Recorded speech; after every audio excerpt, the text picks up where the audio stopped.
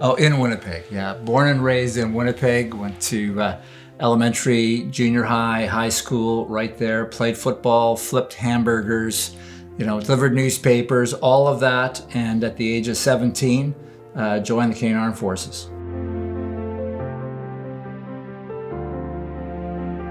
You see, I was lucky in the sense that I had a really supportive family. My father passed away when I was 9 years old. And so my uncle and aunt loved camping, fishing, and that kind of thing. So right from about the age of 8, 9 years old, I would not spend a lot of time on the prairie, but rather drive east across the border into Ontario and go fishing, camping, tenting around Kenora, Lake of the Woods, like almost every weekend. I mean, we had so much freedom and flexibility to do things. And there was all kinds of opportunity. And so I was, as I mentioned, delivering newspapers from the age of 10, playing football in high school, lied about my age, and I started flipping hamburgers at 15. At the age of 16, I became an assistant manager at the restaurant, all the while going to Air Cadets, which was really my introduction to the Canadian Armed Forces, was through cadet program. Did a number of summer courses with them. But in that whole backdrop of Winnipeg that just provided so much opportunity to me. Great high school, Daniel McIntyre High School. And from there prepared me to go to military college.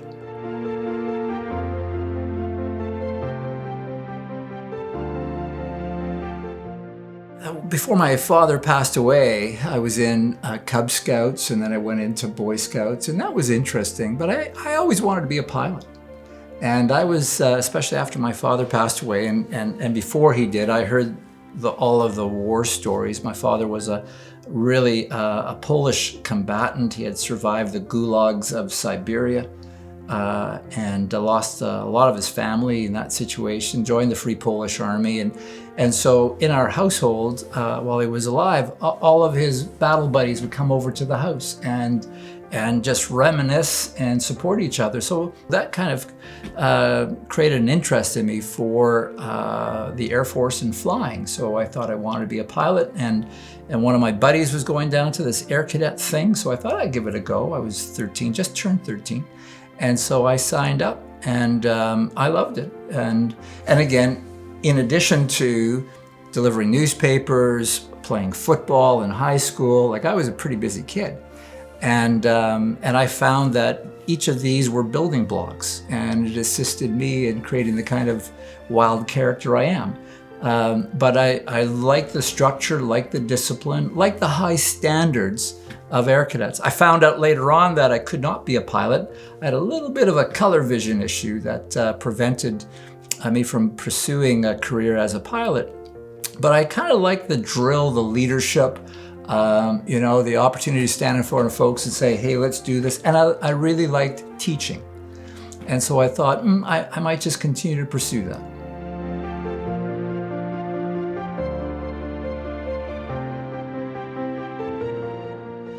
Really, it was a decision about trying to attend university from a perspective of a family environment where we didn't have a lot of money. And when my father passed away, we were on social welfare. And it was different rules in those days. You couldn't have a car, you had a limit in your bank account, like there was a lot of limits. And so one of the reasons I did all of this work, delivering papers, flipping burgers, was actually to bring money into the household. And the first car we had was the car I bought as a 16-year-old. I bought it for $100. So going to the military and military college was actually kind of like a scholarship, and it allowed me to afford an education, and so that was the start. So I attended Royal Roads Military College in Victoria, British Columbia for 2 years, and again, coming out of Manitoba, where there isn't a grade 13 like there is here in Ontario, I was ill-equipped for university in British Columbia. I lacked calculus and some of the other subjects within, say, chemistry and physics. So when I arrived out in British Columbia, mindful that I had great marks coming out of Winnipeg, I immediately got drafted into the rugby team varsity tug-of-war team, which took up all my time. So I lacked an educational background. I was playing sports basically full time, and there was a little bit of social activity. I signed up to ballroom dancing, which I thought was very important in order to meet some of the locals. So by Christmas, I bombed academically. I bombed in all of those key subjects for which being an engineer are kind of important. And so I was on release from the Canadian Armed Forces. And I had a number of great supporters. The principal of Royal Roads, Dr. John Graham, he thought I could still succeed. And my military leader, a squadron commander named Dennis O'Brien, he thought I could succeed, partly because I was a good rugby player. So after a number of weeks on release procedure, but playing rugby all the while, they said, hey, what about trying arts? And what about going to the army as a tanker? And I said, sure, I'll give it a go. And it all kind of worked out. But really, after the difficulty in first year, I really started to thrive in the military college environment. And the way the system was set up, this is back in 1975 to 79 when I attended university, I completed 2 years at Royal Roads in Victoria, British Columbia, and after which I attended Collège Militaire Royal de Saint-Jean because they provided a program in business administration. And I was, again, interested in human resources, management, leadership, but moreover than that, they had a really good football team. And I wanted to leave rugby behind me and go play football, which I did. All the while, during the summer months, I did my basic officer training and then did the training to be an armor officer, basically a commander of tanks.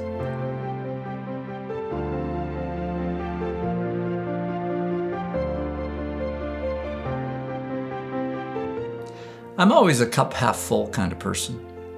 I have been inspired by watching generations of Canadians sign up for the Canadian Armed Forces when there was a need. And that is really part and parcel of our history. If you look at any of the conflicts, World War I, World War II, Korea, peacekeeping missions, and my firsthand experience with Afghanistan, I've been inspired by the tens of thousands of Canadians who've signed up and wanted to be something greater than themselves. In addition, I have seen Canadians sign up because the Canadian Armed Forces got a new piece of equipment, an aircraft, a ship, and they wanted to serve on it. And I've seen, I'll just use the example of Afghanistan, people sign up in the armed forces right from the age of 17, 18, all the way through to grandparents signing up in their mid-50s because they wanted part of the adventure. They wanted to prove something to themselves and to others.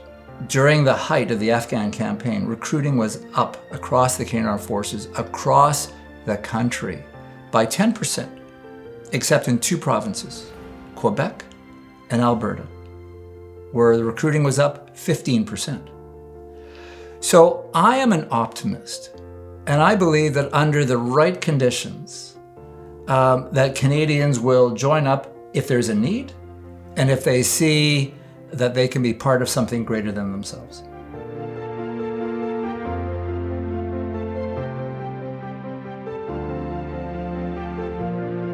So my first exposure to, I'll call it conflict, was as a captain on top of this hill in Cyprus in February of 1989, Stavros Hill.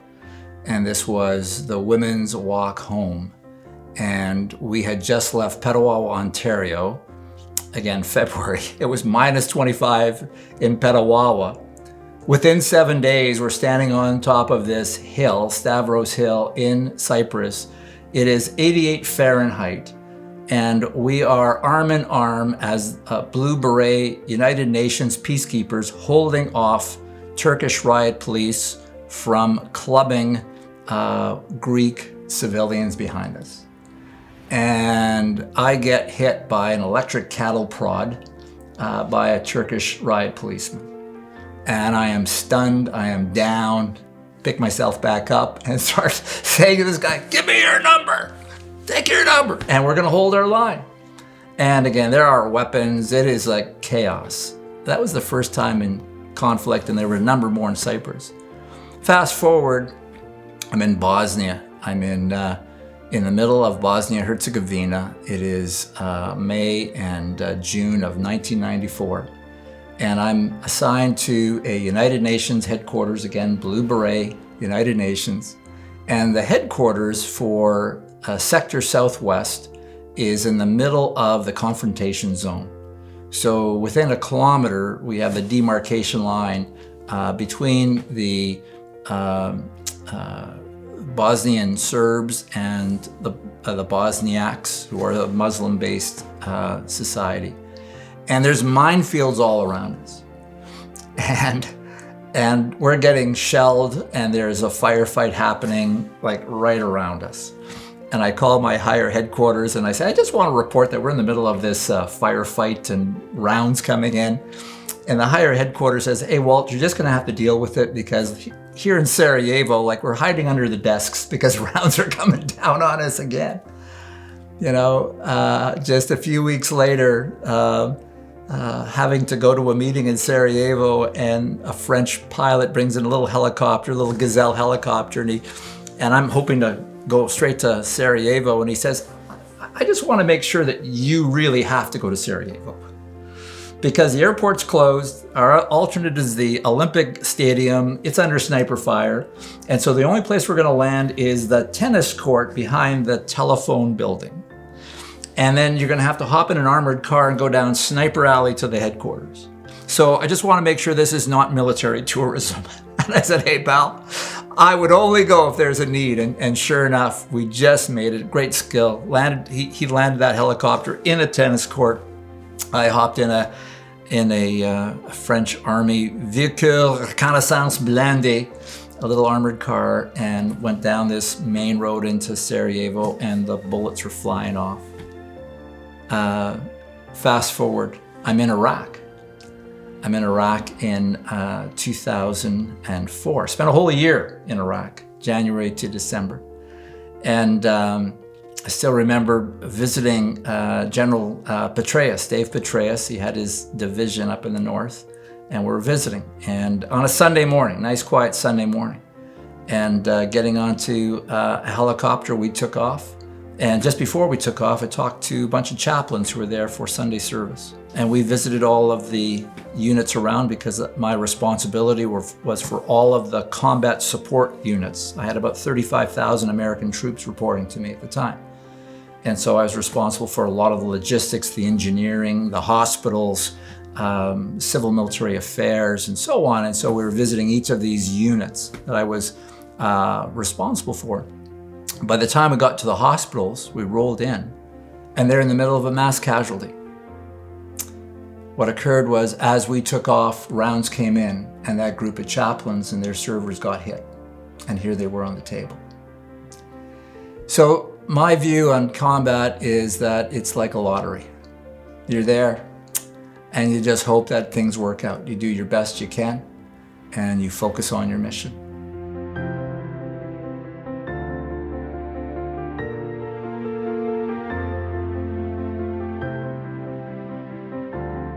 I would root again my motivation, my inspiration back to my father and my mother, and their love for Canada, because Canada gave them a home. After extraordinary circumstances, the deprivation, the difficulty they had in Europe in war. My father fought for the Free Polish Army. My mother was actually in the German Air Force. So they fought against each other, so to speak, in World War II. But the fact is, Canada took my parents in and gave them a home. So I have this sense of service That's my purpose. And so as I moved along, and again, I never thought that I would become a general. I kind of thought my potential was at captain, and that was kind of my goal, to be a captain. And but things just kind of happened. But this notion of giving back to the country. And as I mentioned earlier on, because I had these operational experiences, I believe that, once you understand what the most junior person in your organization is doing, kind of like my dad, who was a private, then if you understood their context, you could enable their success. You could give them the tools, give them the resources, give them the guidance, give them the flexibility to achieve their mission and to do it successfully. And that's what I try to do at all of the rank levels that I had, especially because of this combat experience. And after having declared success at a junior rank, I realized that success wasn't about me. Success was about enabling the mission success of the most junior folks in the organization.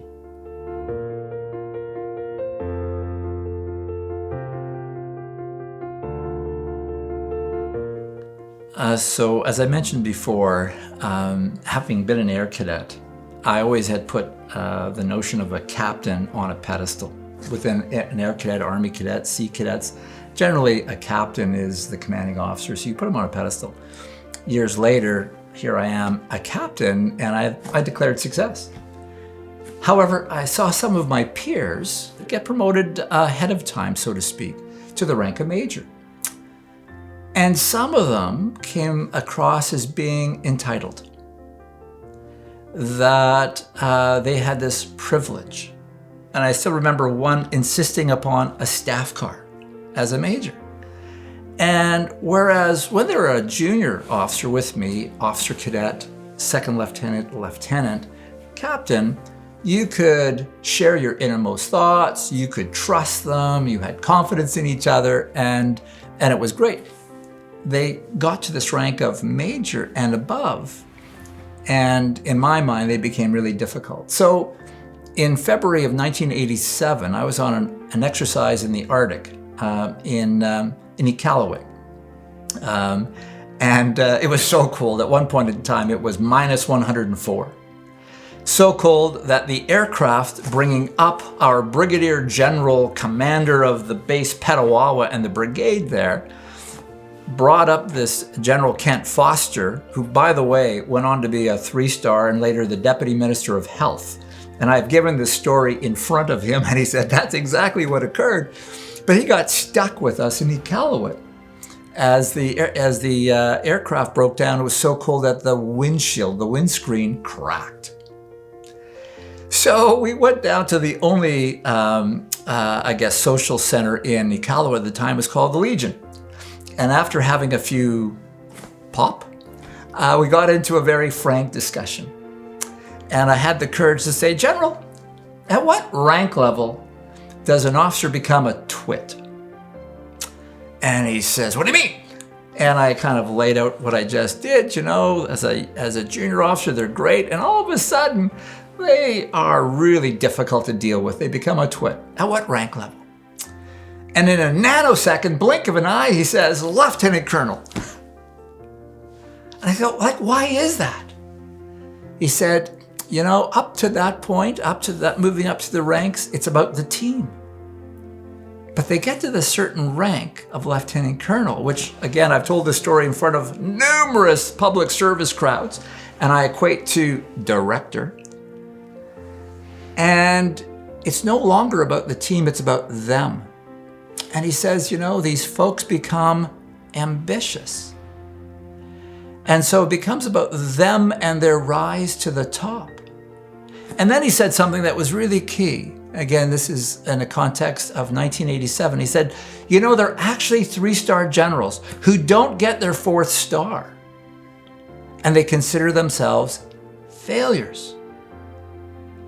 And I thought about that a lot. And this is why I declared success at that point. And looking back on it, I know who he was talking about in a 1987 context. And as a chief of defense, I had exactly this problem, where people put their own ambition, their own ego, ahead of the good of the team, and sometimes ahead of values.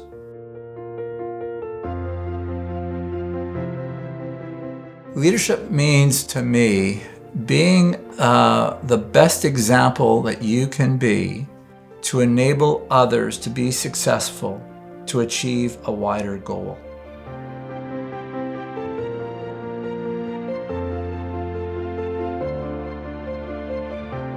The Chief of Defense Staff is in perpetual motion, receiving direction, strategic direction, national direction from the Prime Minister, in support of the Minister who is responsible for the day-to-day operation of the Canadian Armed Forces, in close partnership with the Deputy Minister, who is the accounting officer, therefore responsible for not only finance, but policy and all the other support activities to the operations of the Canadian Armed Forces. Working also with the other Deputy Ministers in the community, especially those who have a defense, security, intelligence, foreign affairs interest or mandate, and relating all of that to the most junior people in the organization. I spent a lot of time traveling.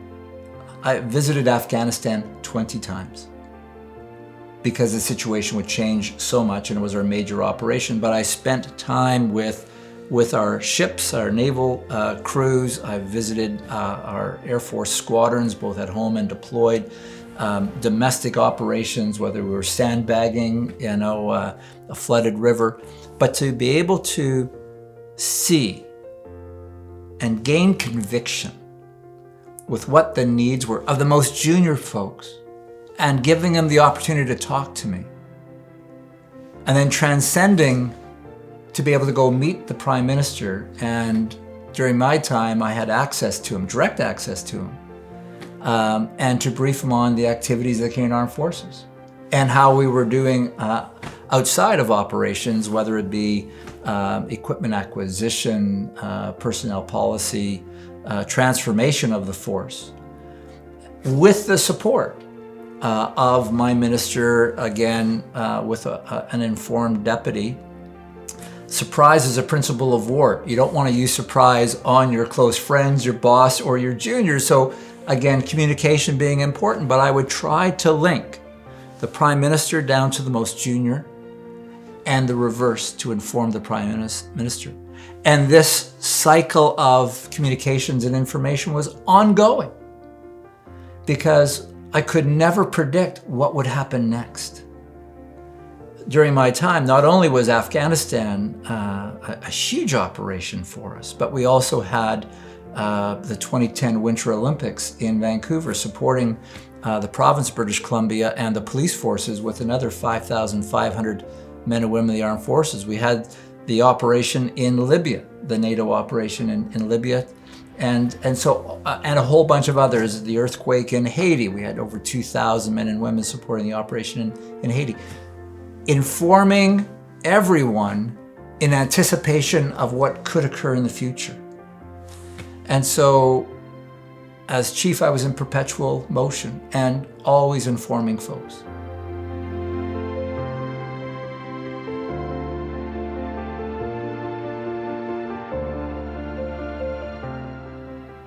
In 1979, I was qualified as a tank troop leader. So 4 tanks with myself, 16 soldiers on NATO duty.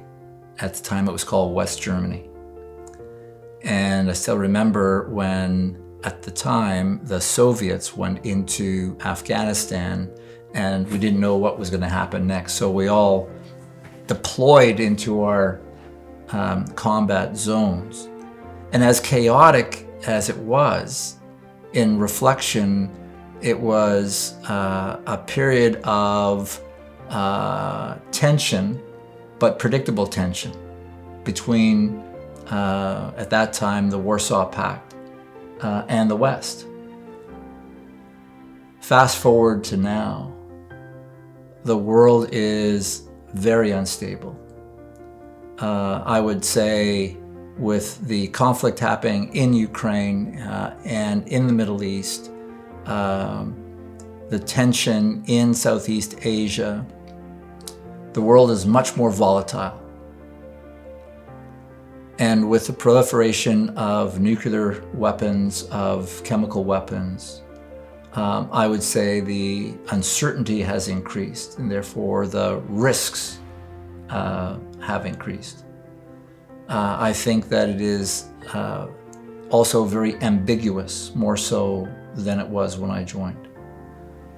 So I think the situation globally is very dangerous. I think that the Canadian Armed Forces has the equipment that the Government of Canada will give it with the support of civil society. So that's something the Government of Canada's got to figure out.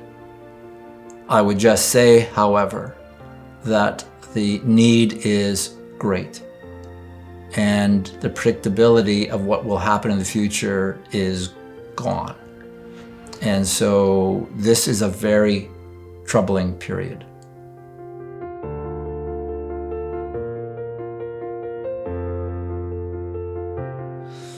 So as Chief of Defense, again, I had access to the Prime Minister, and he asked me what I would like to do after my service, which I thought was terrific. I mean, very kind for him to ask. And I said that I would really like to be the Deputy Minister of Veterans Affairs. And he wondered why. I said, you know, while serving, I am trying to do everything possible to enable the success of those men and women in harm's way and bring them home to their families. What I really worry is about once they have come home serving in Canada, and once they take off the uniform, have we done everything possible to enable their success, to transition to civil society, and to contribute to Canada? I would always worry that we were supporting folks in Afghanistan or Libya or Haiti, and I lost so many to mental health injuries and suicide here in Canada. And so I asked for an opportunity to support those men and women in their transition. I was surprised when the phone call came in and actually was from the clerk saying, we'd like you to be the president of the Canadian Space Agency. And I think I responded, space? Space? Are you sure? You know, you're talking to Walter Natynczyk, someone with a degree that says business administration, but in reality, my professors know the degree is in rugby and football. And they said, yeah. And listen, I thrived. I enjoyed the Canadian Space Agency, being surrounded by extraordinary innovation, intellect, capability, imagination, and recognizing how important space and the use of space is for Canada.